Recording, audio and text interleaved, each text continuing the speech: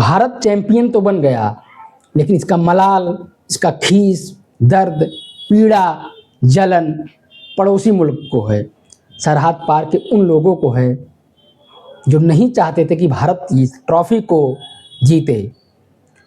क्योंकि इस ट्रॉफी को जीतने के बाद पाकिस्तान में इतनी ज़्यादा बर्नौल की मांग हुई, बर्नौल कंपनी को भी हाथ खड़े करने पड़े और पाकिस्तान से बर्नौल ऐसे गायब हुआ जैसे देश से चैंपियंस ट्रॉफी। मतलब आप समझ सकते हैं गजब बेइज्जती है कि ना तो चैंपियंस ट्रॉफी पाकिस्तान में, ना पाकिस्तान चैंपियंस ट्रॉफी में। भाई साहब को 30 साल बाद बड़े आईसीसी टूर्नामेंट होस्ट करने का मौका मिला, मेज़बान था और खुद ही लीग मैच से ही बाहर हो गए। एक भी मैच नहीं जीत पाए, ना तो न्यूजीलैंड से जीते ना भारत से। हालांकि बांग्लादेश का मैच पानी की वजह से धुल गया। लेकिन जिस तरीके की इन्होंने बैटिंग की पूरे टूर्नामेंट में या बॉलिंग की, तो ये ऐसा कह भी नहीं सकते कि हम जीतने के हकदार थे, ट्रॉफी के हकदार थे। आईसीसी चैंपियंस ट्रॉफी हारने का खींच तो होगा, लेकिन वो खींच इस तरीके से नहीं होना चाहिए कि आप एक नई कॉन्स्पिरेसी थ्योरी गढ़ें, आप एडवांटेज डिसएडवांटेज अनफेयर एडवांटेज का मामला उठाएं। भाई साहब आपको देखना चाहिए भारत ने क्या बैटिंग की है पूरे टूर्नामेंट में, क्या बॉलिंग की है, और आप क्या ही कहेंगे। आपने जब पहला मैच न्यूजीलैंड से खेला, आपकी पूरी टीम लाहौर की गद्दाफी स्टेडियम में 240 रन पर सिमट जाती है, माफ़ कीजिएगा 260 रन पर। पाकिस्तान भारत के साथ जब मैच खेलता है तो पूरी टीम 241 रन पर सिमट जाती है और आप अनफेयर एडवांटेज की बात करते हैं। नहीं करना चाहिए।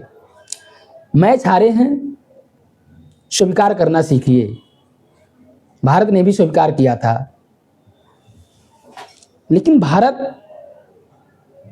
पर जो भी आरोप लगा रहे हैं, चाहे वो साउथ अफ्रीका हो, ऑस्ट्रेलिया हो या इंग्लैंड, वो खुद ही बाहर हो गए। आप देखिए, वो कोई लीग मैच से बाहर हुआ, कोई सेमीफाइनल से, और जो भारत के साथ फाइनल खेला न्यूजीलैंड, वो एक बार भी आरोप नहीं लगाई इस तरीके की कि भारत को एडवांटेज है। उनके एक भी प्लेयर के मुंह से ये शब्द नहीं निकला, चाहे वो पूर्व प्लेयर हों या जो इस समय खेल रहे थे, क्योंकि उनको भी पता था भारत किस लेवल की बैटिंग कर रही है, बॉलिंग कर रही है और फील्डिंग कर रही है। भारत लड़ रही है। और सबसे बड़ी चीज़ तो ये है कि जब आपके देश में मैच हो रहा था, आप होस्ट थे, और दुबई इंटरनेशनल स्टेडियम में फाइनल मैच के दिन आपके एक भी पीसीबी का नुमाइंदा नहीं दिखा। मतलब आप गायब थे। आपको ट्रॉफी के देने के समय जाना चाहिए था, आपके पीसीबी चेयरपर्सन को वहाँ रहना चाहिए था, किसी भी कम से कम एक नुमाइंदा तो होता। और ये मैं ही नहीं बोल रहा हूँ, ये आपके पूर्व क्रिकेटर शोएब अख्तर साहब ने भी कहा कि पाकिस्तान की पीसीबी एक विचित्र पीसीबी है। मतलब क्या ही बोला जाए इसके बारे में।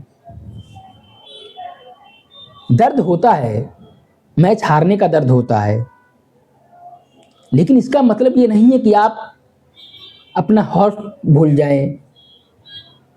भिंडी रोना नहीं रोना चाहिए।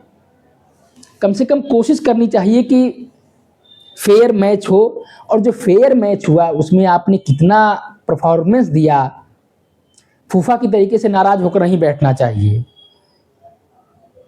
यदि बारात में दूल्हा ही नाराज हो जाएगा तो आप समझते हैं बाराती क्या करेंगे। तो आप तो कहीं में नहीं हैं, न 3 में न 13 में। तो ये आरोप लगाना बंद कीजिए।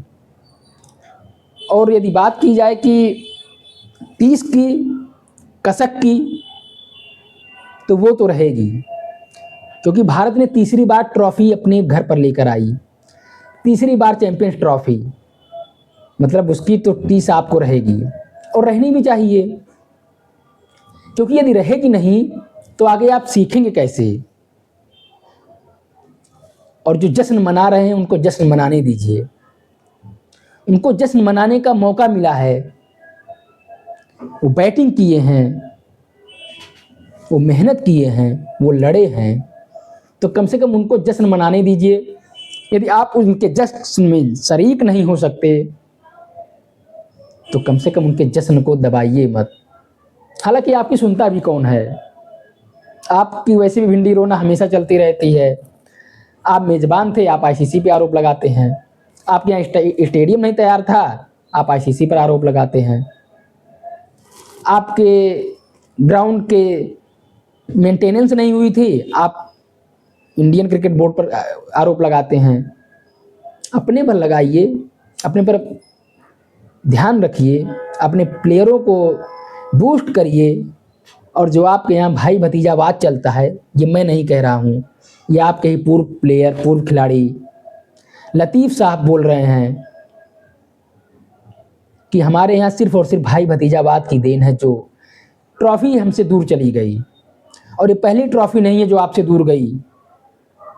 आप से अभी हाल ही के आईसीसी टूर्नामेंट T20 में, वहाँ पर भी आप हारे। सोचिए, आपको अमेरिका जैसा देश हराता है, आपको शर्म नहीं आती। शर्म आनी चाहिए, और यदि शर्म ना आए तो क्या ही बोला जाए। शर्म सीखिए, शर्म करना सीखिए, मेज़बान बनिए, तभी मेहमान का अनुभव ले पाएंगे। जय हिंद।